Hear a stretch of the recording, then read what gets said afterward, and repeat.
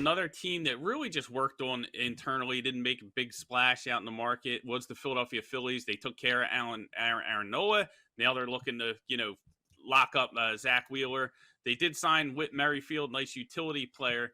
What do you see from the Phillies this year? Do you think they can contend with Atlanta, or is it just a situation of where, hey, their best shot to overtake Atlanta might be in the postseason when you shorten the rotations and depth isn't as much of an issue?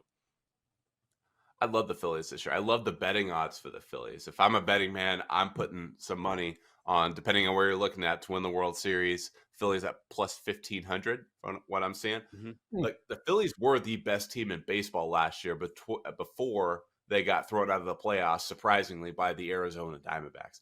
Coming into that NLCS, there was not a soul that would have made the argument that they were going to lose to the Arizona, unless you live in Phoenix. There was not a soul that would have made the argument that they were going to lose. And even then, and even then, there weren't many people in Phoenix thinking that. That's for sure. And so the Phillies were by far the most talented team and the hottest team going into the postseason. This is a team that is built for a postseason. So whatever you do with regular season win totals with the Phillies, I'll leave that up to you. For me, I'm looking at National League winner and World Series winner for the Phillies, because this team, those hitters, that the way that lineup is constructed and the starting rotation and the bullpen, it's built for postseason. And we saw that last year. The only thing that got in its way was this random hot team from Arizona, like Corbin Carroll, and these young kids decided to put a stop to their adventure to the World Series. But I love the odds for the Phillies. If I'm a betting man, I'm putting some money on Philly, if anybody, on the National League. Love the Red Sox as a win total bet. I think the Yankees bounce back. What are you looking at in the AL East in terms of sprinkling a little cash on? Win total wise, I agree that the Red Sox are probably the better value. I think the Yankees could go a number of different ways here. So as I kind of look at the over-unders, because there's so many X factors for the Yankees this year, starting with Carlos Rodon. I think their rotation is very sound as long as they can stay healthy. Garrett Cole touched on this. He was asked about what's really been one of the bigger hiccups for the Yankees these past couple of years, and it's been injuries, health. And Garrett Cole said if this team can just stay healthy, they're going to be fine. And I back that statement. But we just haven't seen it. And we saw Giancarlo Stanton show up to spring training, and he looks like he's in incredible shape this year. But we've kind of been fooled by this same thing before. It's that season where everybody is in the best shape of their life right now. So you look at the regular season over/under win totals, depending on what you're looking at. The one I have in front of me is 93.5 for the Yankees. With the American League East division being what it is and being so competitive and being really 5 teams deep, I personally believe it's going to be a 2-team battle to the finish between the Yankees and the Orioles. I personally think the Yankees, if they can stay healthy, are going to surpass that 93.5 number very easily. But the real big question for the Yankees is going to be just, can they stay healthy? I think the number is low if they're healthy. But I think if the injuries start to mount up, Aaron Judge goes on the IL for a month, that 93.5 could be a little bit of a struggle.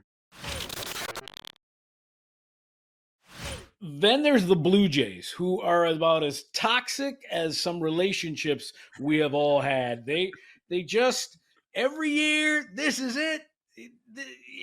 For me, the Blue Jays are kind of like my relationship with the NHL. This is the year I get into hockey. This is the year I'm going to watch all these games. This is going to be amazing. This is the year of the Blue Jays, and they end up winning 88, 89 games. They did get into the wild card last year, but yeah, they're at 87 and a half games, 87 and a half wins, which I think is right about right. They won 89 last year. Lineup still is the lineup with Vladimir Guerrero and Bo Bichette, George Springer having a comeback year from a down year. They added Justin Turner. Matt Chapman is unsigned. Kevin Gausman, Jose Barrios at the top of that rotation. This team could either win 95 games and win the division, or end up 80 and 82. I don't know with the Blue Jays. Yeah. Are they the Clippers, Jim? Is that what this is? Like, are they the Clippers? They're the team that has the talent, the potential, but they never seem to put it together, right? They just can't get it together. I think, like we saw with the Clippers, if it clicks, if that happens, they're going to be a team to watch out for. That's how I view them, kind of in that realm where they don't really need to do much. Like, if you're a Blue Jays fan, like, they don't, sure, they can go out and pick up a Chapman. Maybe they get another arm in there with some of these free agents that are left, but they don't need to. The talent is there. It's on the roster. It's just a matter of these guys performing and reaching their potential. So I like them. I think that, the Orioles injuries and the fact that sometimes it's just teams are snake bitten. I know I'm doing a lot of like cross sport references here, but we saw it with the Cincinnati Bengals last year, right? Just couldn't get past the injuries, had all the talent in the world, Super Bowl contenders, but couldn't get there. That might be how things go for the Orioles this year. And that opens the door for this Toronto team, I think. I'm not ready to buy the Yankees at this short price, but I think Toronto has a lot of talent for plus 475. A lot of talent for plus 475 to win this division. That's what you want to really sort through. You want to see, like, where's the value at? Where's the ceiling? What is the probability that those outcomes can be reached? And I think there's a little bit of value here with the Blue Jays. All right. The team that finished second, and you pointed it out to them last year, were the Rays. 99 wins. People forgot. Remember, the Rays started 13-0. They were on fire. We had them go into the World Series. Rosarena was crossing his arms to everybody. But this is an entirely different team. I mean, Shane McClanahan, he's not going to pitch the whole year. He's out with Tommy John surgery. Drew Rasmussen is kind of having what Kyle Bradish is having. He's having UCL surgery. He's not going to be back to maybe the All-Star break. They don't have Tyler Glasnow. They traded him to the Dodgers. So all of a sudden, this rotation is you're looking at these Zach Eflin, Ryan Pepio, who, by the way, I think is a pretty good pickup. They got him in the Glasnow trade from the Dodgers. Shane Baz, Aaron Savali, not exactly, a murderer's row of pitching for the Rays. I think the Rays come back down to earth. Their win total is 85.5 at BetMGM. I am tending to bet the under on that. I think I'm with you. This is a good spot for Creighton. I think UConn coming off that emotional, big, huge win against Marquette. If we've learned anything in college basketball, it's that, like, hey, you have a great win. That next game is not going to be super easy. I think of that Kansas game, right? They beat Houston. Hey, man, Kansas' A game is back. Like, look at this team. Then they go on the road. They play a tough team in Kansas State, and they lose 2 days later. Like, that's kind of life in college basketball this year. And I think, sometimes we have to zoom out too and just look at just the matchup on the floor. This is a Creighton team that I went back and watched their game against UConn from the first time, and they got out physical. They got out toughed in that game, gave up a ton of offensive rebounds. But I thought they got great looks from three. So in order to prep for this, I went back and I counted it. I did a little bit of checking on it. They shot 26 threes.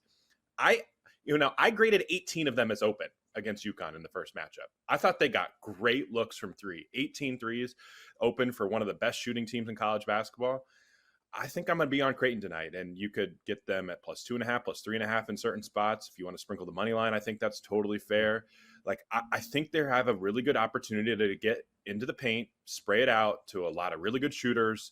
And this UConn team is great. And I'm not dissing UConn at all, but on the road where Creighton can shoot it really well.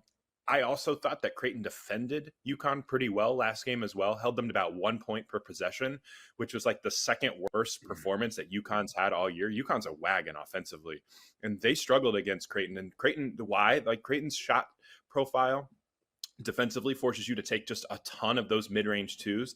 That's not what UConn wants to do. Like, they really don't want to take those shots. They had to take a few more of those than they wanted to against Creighton in the first matchup. So those are kind of the angles that I'm attacking for this group. Long story short, I think Creighton plus 3.5 is a bet for me. I think Creighton money line is a bet for me. I think they're going to find a way to get it done at home, and they need a signature win. And UConn is the best team in college basketball, but I don't think they're like completely like just never going to lose ever again. And I think this is a good spot for Creighton tonight.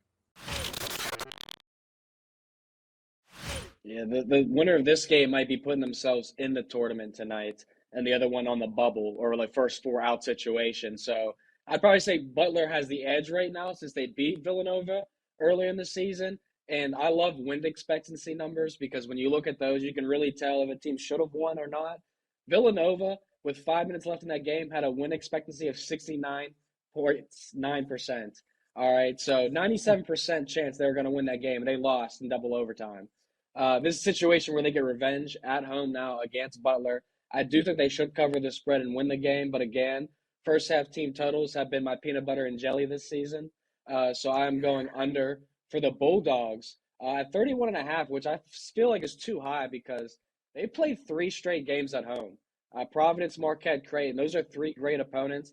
So this is their first road game in 2 weeks. And for Villanova, they're coming off home games against Seton Hall and a road game against Georgetown.